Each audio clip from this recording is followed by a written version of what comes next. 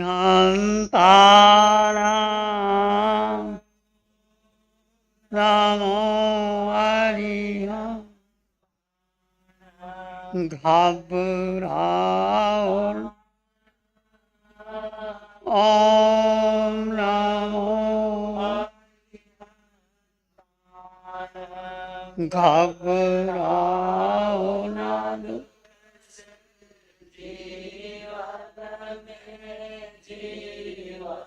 सुख दुख का मेला है घबराओ ना दुख से जीवन सुख दुख का मेला है शरणा ले लो अरिहंतों शरणा ले लो क्यों करता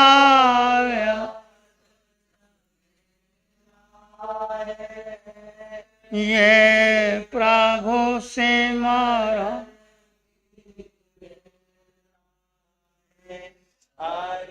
हंताना ॐ नमो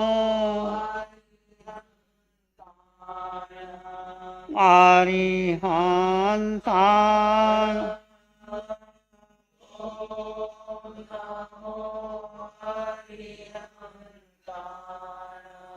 नमो नमो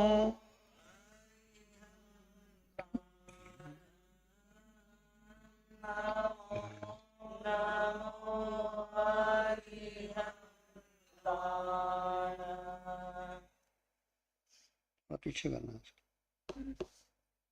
माइक पीछे करो तो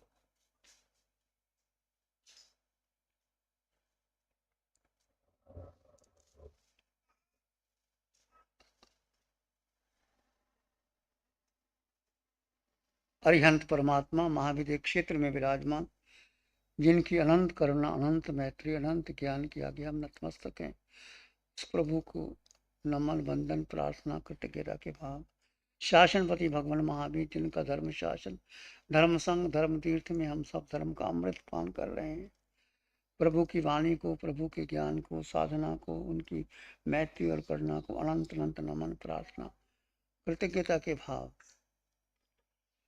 भगवान महावीर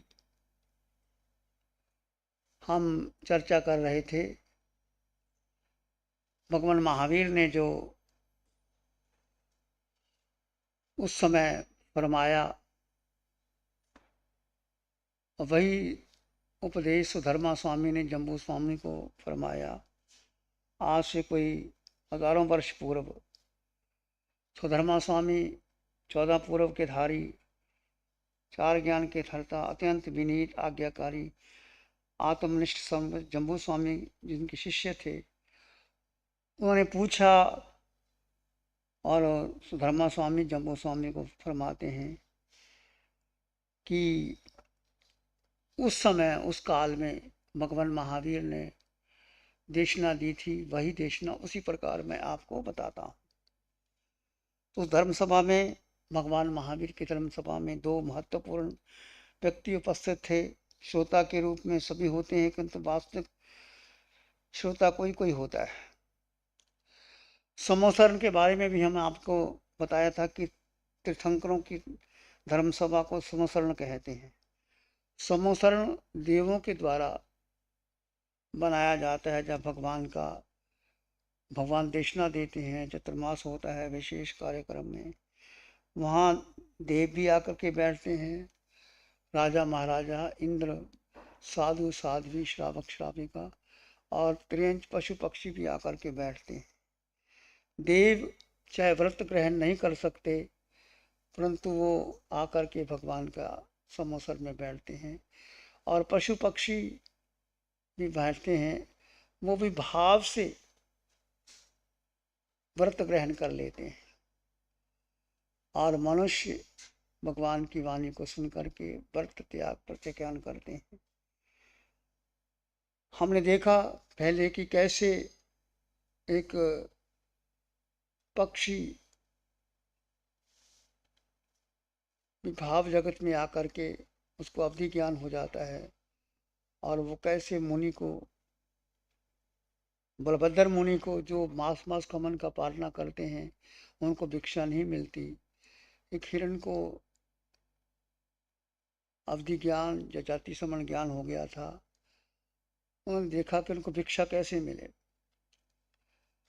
तो हिरण ने दूर से देखा कि किसान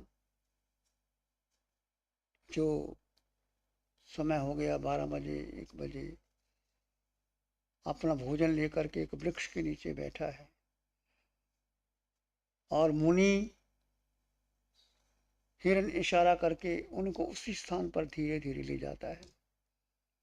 बलभद्र मुनि ने, जो जंगल में रहते हैं, बाहर नहीं जाते, उन्हें प्रतिज्ञा की थी कि मैं, बलभद्र रूप मुनि का इतना सुंदर रूप था, कहते हैं एक बार वो जा रहे थे तो कोई स्त्री ने अपने मुनि को देखते देखते कुएं में जाकर के उन्होंने बच्चे को भी ऐसे गले से बांध दिया। तब से उन्होंने प्रतिज्ञा कर ली कि आज के बाद मैं नगर में भिक्षा के लिए नहीं जाऊंगा, और जंगल में कोई मिल गया तो मैं उसको ग्रहण कर लूंगा। तो मास मास खमन का पालना करते थे बलभद्र मुनि। हिरण की भाव हुई कि इनको भिक्षा मिले, कैसे मिले, और वो उनको इशारे से लेके जाता है।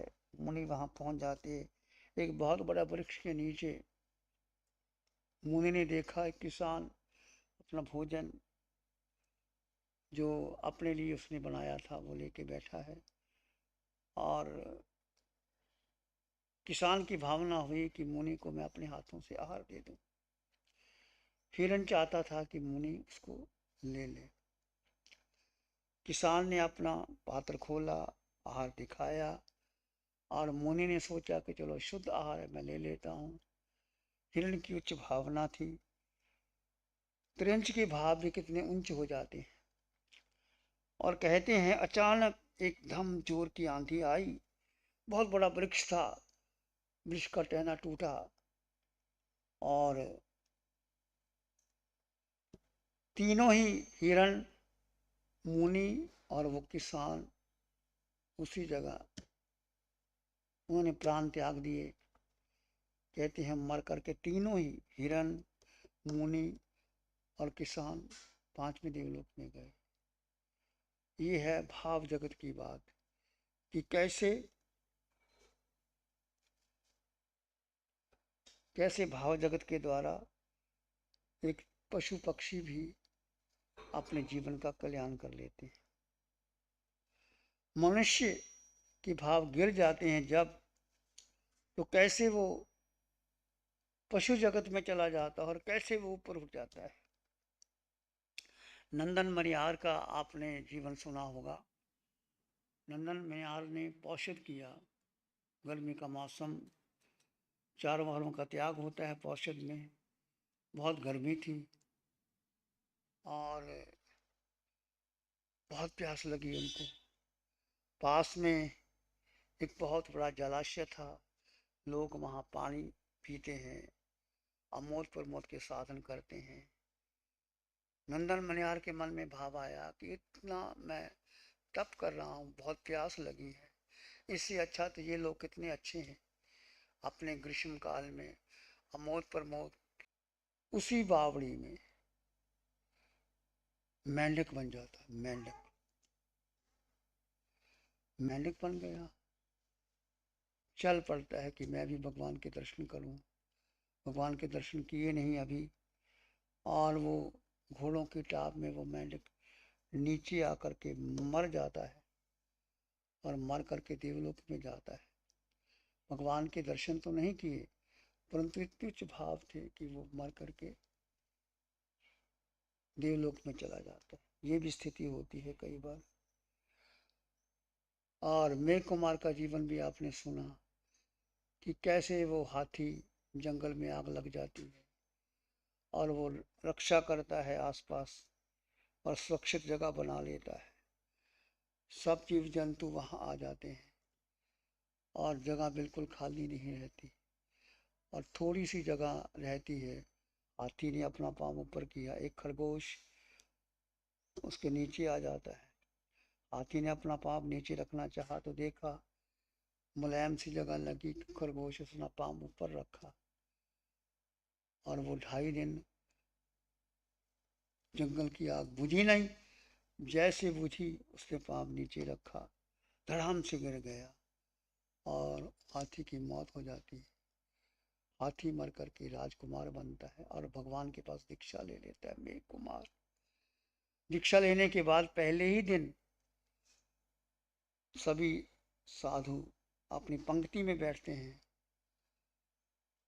और रात को बहुत से साधु साध्वी हैं, अलग अलग जगह तो होती नहीं, सभी साथ साथ बैठते हैं। कुछ साधु बाहर निकल के जाता है लघु शंका के लिए, किसी के लिए ठोकर लगती है, उसके मन में विचार आता है तो मैं तो राजकुमार था, यहाँ क्या आ गया, रात को नींद भी नहीं आती, मुझे ठोकर मार के चले जाते हैं। भाव बदले, सुबह उठ करके भगवान के समसर में आया, कुछ कहने लगा। भगवान तो केवल ज्ञानी थे, जानते थे क्यों मैं एक रात में घबरा गया। याद करो जब तुम हाथी के रूप में थे, जंगल में आग लगी थी, तुमने एक जीव की रक्षा करी थी और तुम राजकुमार बन गए। आप साधु बनने के बाद अब एक बात में घबरा गया तुम, तो भगवान ने उनको स्थिर कर दिया। ऐसे उनका जीवन तो हम देखते हैं कि भाव कितने उपते। चंड कौशिक भगवान वहां बैठे थे, चंड कौशिक ने डसा, भगवान ने कहा बुझ बुझ चंड कौशिया। जैसे जैसे वो कहा उनको होश आया, जाति समण ज्ञान हो गया। कैसे मैं साधु था, मैंने क्रोध किया, क्रोध करके मैं सर्प बन गया, पिछल बन गया, कितने लोगों को मैंने फुंकार से मारा, डसा। वैसे ही जब उनको ज्ञान हो गया, अपने बिल के अंदर चला गया, शांत हो जाता है। बहुत से लोग आते हैं, भगवान तो चले जाते हैं, देखते हैं कि सांप बिल में है, वहाँ लोग दूध डाल देते हैं, चीनी डाल देते हैं और सर्प अंदर है। कितने पीड़ा होती है, वेदना होती है, चींटियाँ, छोटी छोटी चींटियाँ उस सांप को डसती है, परंतु वो सांप ने करुणा की, मैत्री भाव रखा और वही सांप मर करके देवलोक में चले जाते हैं। तो कहने का अर्थ, भगवान के समूह शरण में पशु पक्षी भी जाते हैं, देव भी जाते हैं, मनुष्य भी जाते हैं। मनुष्य तो व्रत ग्रहण कर लेते हैं, परंतु पशु जगत में भाव से ही वो फिर जाते हैं। इसलिए उच्च भावना भावनी चाहिए। तीर्थंकर भगवान सबके कल्याण के लिए उपदेश देते हैं। सब जीव जग जीव दया रखन ठाए पजनन भगवया सुकहियन। विश्व कल्याण के लिए भगवान सबको उपदेश देते हैं। वो उपदेश कौन सुन रहा है? आप देखते हैं, एक जित शत्रु राजा भगवान के समसरण में गया, एक अनंत श्रावक गया।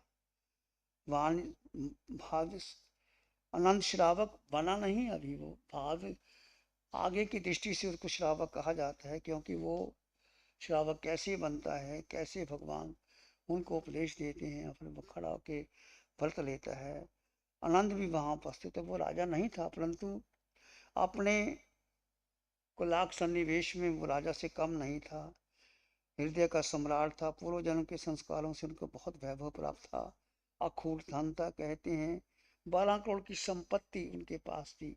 4 करोड़ की संपत्ति तो उसने रिजर्व कर रखी थी, 4 करोड़ व्यापार में लगा हुआ था, 4 करोड़ घर के लिए, परिवार के लिए, लोगों की सेवा के लिए, दान के लिए लगा रखी थी। 12 करोड़ की संपत्ति और 4 गोमंडल थे, 10-10 हजार के 4 गोमंडल, 10,000 गाय एक मंडल में, गोमंडल में 40,000 गाय। और उसका मुखिया वो था आनंद राजा, इतना उसके पास वैभव था। फिर भी कमी थी उसकी। क्या कमी थी? कि पुण्य से मुझे इतना तो मिल गया, परंतु मुझे धर्म नहीं मिला। और जब भगवान पधारते हैं तो उनके मन में एक ही शंका होती है कि पुण्य आता है चला जाता है, परंतु धर्म मिलना चाहिए। वहां आकर के जैसे वो भगवान शत्रु राजा भगवान के समसर में जाते हैं, ऐसे वो भी गया और भगवान के पास बैठ करके भगवान उनको उपदेश देते हैं। षट द्रव्यों की निरूपणा करते हैं भगवान। जीव, अजीव, पुद्गल, आकाश, काल, धर्मास्तिकाय और अधर्मास्तिकाय, 6 द्रव्य हैं पूरे विश्व में।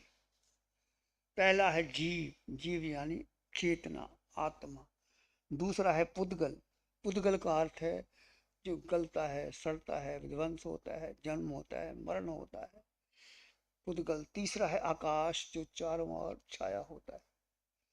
आगे है काल जो परिवर्तनशील है। धर्मास्तिक है, अधर्मास्तिक है। तो भगवान ने जीव के बारे में क्या कहा?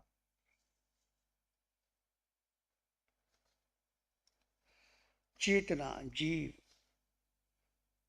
जितना सुंदर विवेचन जैन धर्म में जीव के बारे कहा है, इतना किसी के बारे में नहीं कहा। जीव क्या है? जीव निराकार है, अमूर्त है, दिखाई नहीं देती। कुछ लोग जीव को नहीं मानते, आत्मा की नहीं मानते। कैसे आत्मा का हम जब देख ही नहीं सकते आंखों से, तो हम कैसे आत्मा को मान सकते? परंतु हर चीज दिखाई नहीं देती। जीव में 8 गुण है। हर जीव में, इस लोकाकाश में अनंत अनंत ठसाठस जीव भरे पड़े हैं। हर जीव में 8 गुण है, चाहे वो केवली हैं, तीर्थंकर हैं, नरक के नेरिया हैं, पशु पक्षी हैं, मनुष्य हैं, देव हैं। 4 गति 84 लाख जीवा योनियों में जीव भ्रमण कर रहा है। अपने ही मिथ्यात्व, मोह और अज्ञान के कारण भ्रमण कर रहा है। पर हर जीव में 8 गुण की संपदा है। जीव में अनंत ज्ञान है, अनंत दर्शन है, अनंत सुख है, अनंत शक्ति है। वही अनंत ज्ञान केवल ज्ञान बनता है, वही अनंत दर्शन केवल दर्शन बनता है। सुख जीव में है और कहीं भी नहीं है, और शक्ति भी जीव में है। यही जीव सिद्धशिला में चला जाता है। जब केवल ज्ञान होने के बाद आयुष कर्म पूरा होता तो वो सिद्धशिला में चला जाता। और इतनी शक्ति है, पर जीव निराकार है, दिखाई नहीं देता। नो इंद्रिय गिच्छा अमूर्त भाव, इंद्रियों के द्वारा, मन के द्वारा, बुद्धि के द्वारा नहीं जान सकते। तो कुछ लोग जीव को नहीं मानते। एक उदाहरण के तौर, एक अध्यापक अपने शिष्यों को पढ़ा रहा था। एक नटखट व्यक्ति खड़ा हो गया, कहने लगा, उन्होंने कहा कि आत्मा है, अजर अमर है, अविनाशी है, सत्यचित आनंद है, परिपूर्ण है, परंतु वो दिखाई नहीं देता। उसने कहा, मैं नहीं मानता जिसको दिखाई। वो कहते, आप आंखों से देखते हो, इसके पीछे आत्मा है। सुनते हो कान से, वो आत्मा है। सुगंध लेते हो, रस लेते हो, जो 5 इंद्रियों के 23 विषय है, मन है, संकल्प है, इसके पीछे आत्मा की शक्ति। तो वो छात्र कुटिल बुद्धि का था। उसने कहा, मैं नहीं मानता जब तक मैं उसको सामने देख ना लूं। अध्यापक ने समझाने की पूरी कोशिश की। जब नहीं माना तो अध्यापक ने जोर से उसके मुंह पर एक चपेट लगा दी। चपेट लगाई तो उसको दर्द हुआ। दर्द हुआ तो कहने लगा, मुझे चपेट लगा दी, रोने लगा। अध्यापक ने पूछा, कहाँ दर्द हो रहा है? कहते, आपने मुझे गाल पर चपेट लगाई, यहाँ दर्द होता है। अध्यापक कहता, मैं नहीं मानता, दर्द कहाँ हो रहा था? हथेली पर दिखाओ मुझे दर्द कहाँ होता है। अब हथेली पर दर्द कैसे दिखाएगा? दिखाया नहीं जा सकता। और किसी को समझाने के लिए कई बार इस प्रकार का भी समझाना पड़ता है, कहना पड़ता है। तो कहने का मतलब, जीव आत्मा सबसे महत्वपूर्ण इस विश्व में है तो जीव, मैं जीव, तुम जीव, सब में जीव समाया। भगवान महावीर की सारी साधना जीव की है। जीव को जानो, जीव को समझो, जीव पर प्रतीति करो, जीव में रुचि रखो और जीव में समा जाओ। जीव का जीव में ठहर जाना ही सब कर्मों की निजला हो जाती है। ये ध्यान शिविरों में भगवान सिमंदर स्वामी भगवान जीव की साधना, आत्मा की साधना करवाते हैं। मुख्य है जीव। जीव में 8 गुणों की संपदा है। जीव अजर अमर अविनाशी सत्यचित आनंद स्वयं संपन्न परिपूर्ण। जीव की व्याख्या सभी धर्मों में, चाहे वो वैदिक धर्म है, चाहे वो हिंदू धर्म है, चाहे वो कृष्ण की गीता है, अष्टावक्र की महागीता है, वेद है, उपनिषद है, गीता है, सांख्य योग, सब में जीव की व्याख्या की है।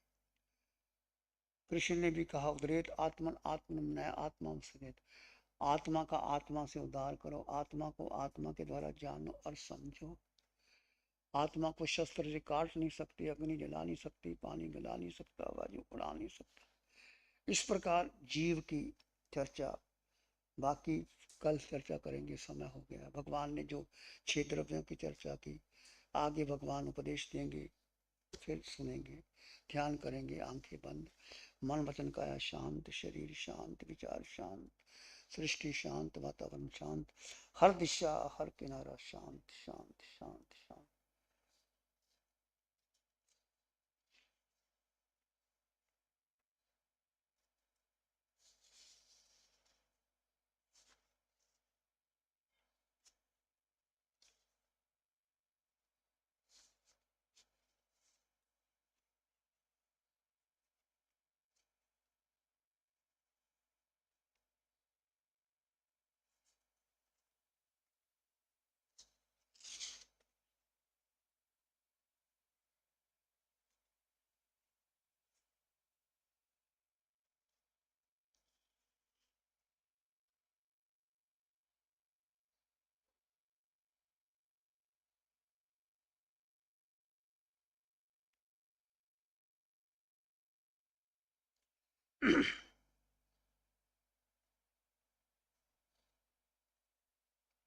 सिर के सिरे से पांव की मुट्ठी तक अपने भीतर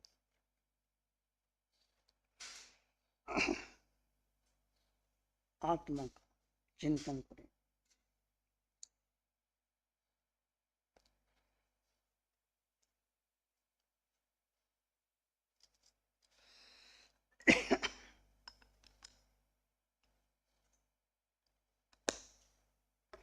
इस आकार में निराकार आत्मा, शुद्ध आत्मा, संपन्न आत्मा, परिपूर्ण आत्मा,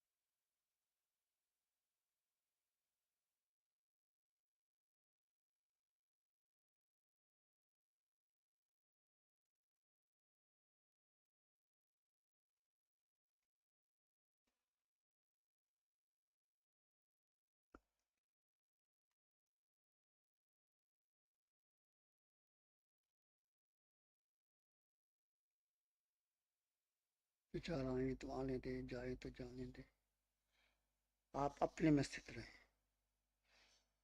3.5 हाथ की काया, मैं निराकार आत्मा, सिर के सिरे से पांव की मुट्ठी तक शुद्ध आत्मा, संपन्न आत्मा, परिपूर्ण आत्मा।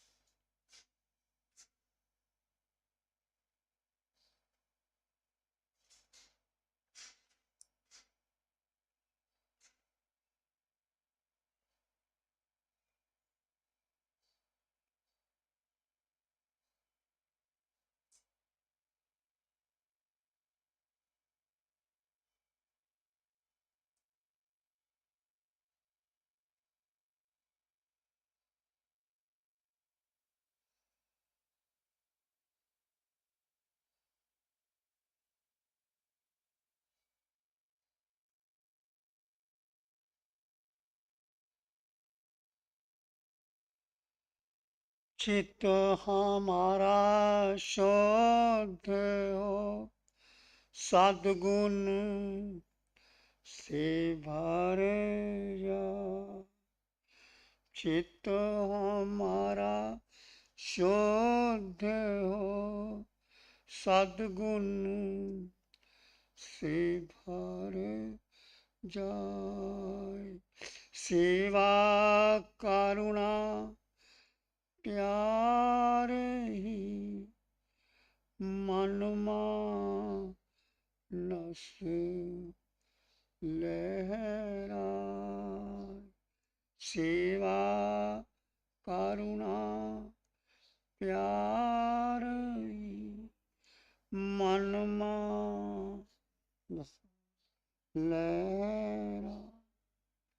सबका भला हो, सबका मंगल हो, सबका शुभ। इसी में एक लंबा गहरा सांस लें। अरिहंत परमात्मा के चरणों में अनंत कृतज्ञता ज्ञापित करें। एक और लंबा गहरा सांस। अरिहंत परमात्मा के चरणों में नमन और वंदन। दोनों हाथों को आंखों में ले जाएं। हल्का सा स्पर्श, धीरे से आंखें खोल सकते हैं। नमो अरिहंताणं नमो सिद्धाणं नमो आयर्याणं नमो वज्रायाणं नमो लोय सब साहुनं धम्मो मंगल मुकीठम अहिंसा संयमो तमो देवावित्तं नमं संति जस धम्मे श्यामन। श्री चतारी मंगलम अरहंता मंगलम सिद्धा मंगलम साहु मंगलम केवली प्रणतो धम्मो मंगलम। चत्तारी लोगुत्तमा अरहंता लोगुत्तमा सिद्धा लोगुत्तमा साहु लोगुत्तमा केवली प्रणतो धम्मो लोगुत्तमा। चत्तारी शरणं पवज्जामि अरहन्ते शरणं पवज्जामि सिद्धे शरणं पवज्जामि साहु शरणं पवज्जामि केवली प्रणतं धम्मं शरणं पवज्जामि। चार शरण दुख हरण जगत में और ना शरण कोई होगा।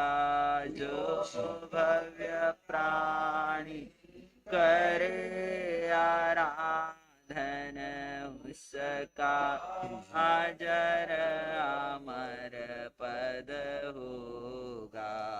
उसका सदा ही मंगल होगा। श्रद्धा और भक्ति के साथ जयकारे लगाएंगे। बोलिए भगवान